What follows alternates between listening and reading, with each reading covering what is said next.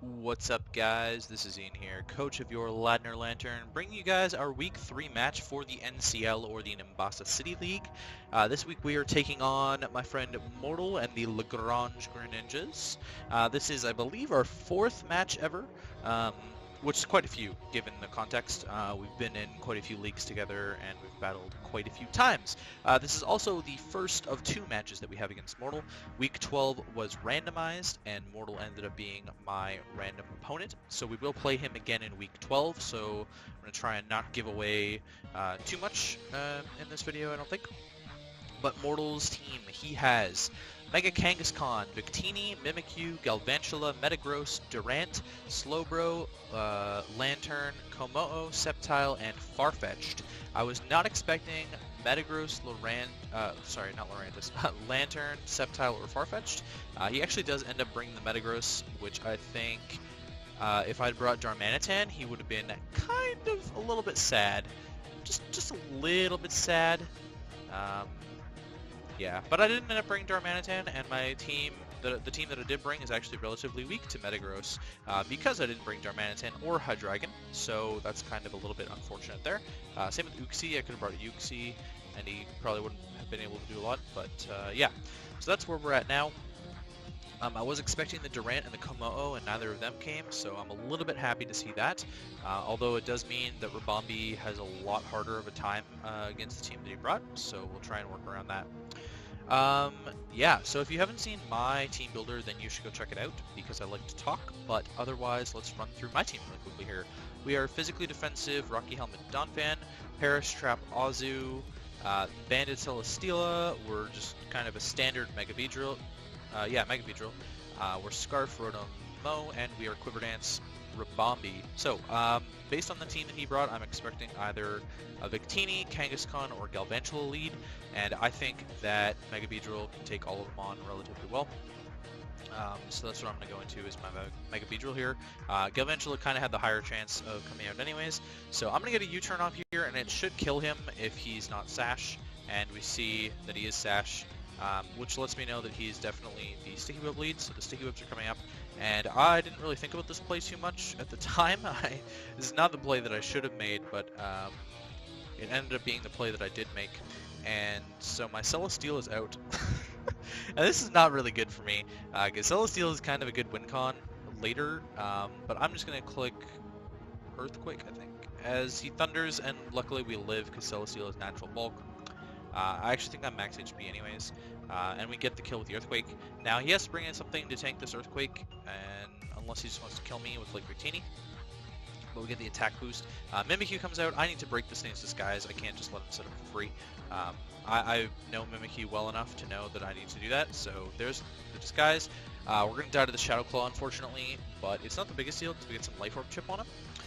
Celesteela, it could have been good against the Metagross if I had swapped into something else. I didn't really have anything else to switch into the Galvantula really well. I could have gone, maybe Rotom-Mow was the best play there.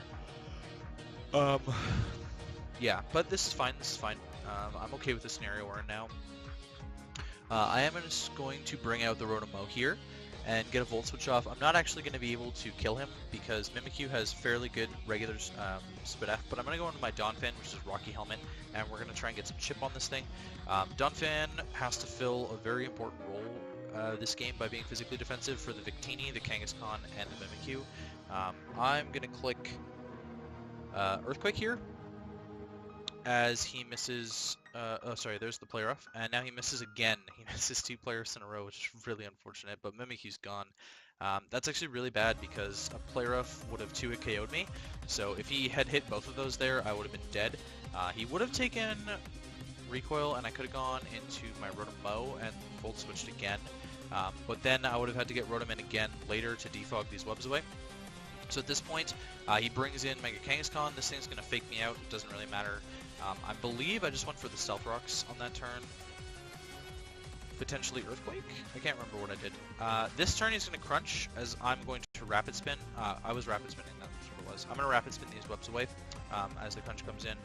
Pretty unfortunate that he got the defense drop there, but it's not the biggest deal. But now he's got the Body Slam coming in, and he's going to actually just die to the Rocky Helmet on the second, on the baby hit. So Donphin putting in some serious work, took down 2 of his prominent physical attackers, and I don't actually need it for Victini at this point, because I think Azu can potentially take on the Victini by itself. He's going to go into Slowbro here, as I actually made the good play of getting up my rocks there. That's pretty clutch for the Victini coming in. It can break a sash on Metagross if that was a thing. Slowbro comes in here, and it's just going to Hydro Vortex, so that's the second Z move we've seen all season go off. I was fine with stacking Donphan there because my Azumarill is built to deal with this thing, so I was perfectly okay with that. I'm going to bring in my Azu right here. I'm going to click the Whirlpool, as I believe he clicks Toxic. Yep. Not the end of the world, because I know that I can live enough to get the Parasong off and like actually trap him. Psyshock's not doing that much, and I have the leftovers. Yeah, so eventually we will actually just both go down here. I go for the Protect, try and keep as much health as I can so that Parasong can actually go off properly on him. Psyshock kind of does work, but I wasn't expecting to be Toxic either, so that turn I went for the Whirlpool. I don't care about Toxicking this thing, it doesn't really matter. I'd rather just do whatever. Okay, so now we're at 1% from that Toxic, which is pretty clutch, and he's about to perish next turn. So I can switch out here, save my Azu as a sack later, and I'm going to go into my Rotom-Mow because Psyshock's going to do about 40% to that max-ish is kind of what I'm seeing.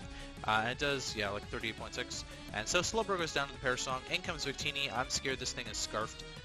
If it's not, then I should Volt Switch here as the play, but I'm scared he's Scarfed, so I'm just going to go Azu, because then it doesn't matter if he's Scarfed, because Beedrill can just come in after he gets the speed drop from V-Create anyways, so I can go V-Create. I actually didn't even notice that he was Life Orb there until right now.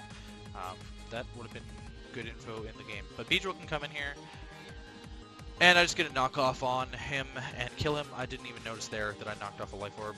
In comes the Metagross. I can knock this thing off as we get rid of his Shuka Berry. I'm not carrying the Drill Run anyway, so it doesn't really matter. Earthquake comes out and doesn't kill me, and I can U-turn him and kill him.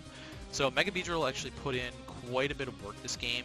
Just the speed itself was so threatening to Mortal that he had to bring Galvantula with Webs, I think. Webs also really help out Victini and Kangaskhan.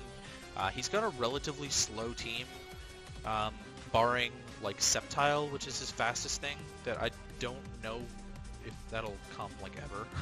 Honestly, I'm not entirely sure if that will ever come, to be completely honest with you, but Durant was really threatening, especially with Webs up, and I didn't bring Darmanitan for that, so this could have been pretty bad for me in the end, and Rabombi didn't end up seeing the field, but my Rabombi set was pretty good, so yeah, either way, GG to Mortal. Really unfortunate hacks missing both of those player-ups. I think it did matter quite a bit in the end, especially because Celesteela was dead. Yeah, but that puts us at 1 and 2 minus 4 now, so we're slowly working our way back up. Next week, we take on my friend Eco and the Florida Ralligators, so that's actually going to be a very difficult match, I think. He's a really good battler, and we're sort of even. I mean, in the one technical league match we've had, I lost barely 1-0 due to a miscalculation of speed on my part. But we've been practice battling against each other quite a bit, and I think we're like fairly close to even. Otherwise, I have like maybe a slight advantage because I think I've won like four of the last 6 that we've done at least. Yeah. Anyways, that's all from me on this one, and I will catch you guys next week.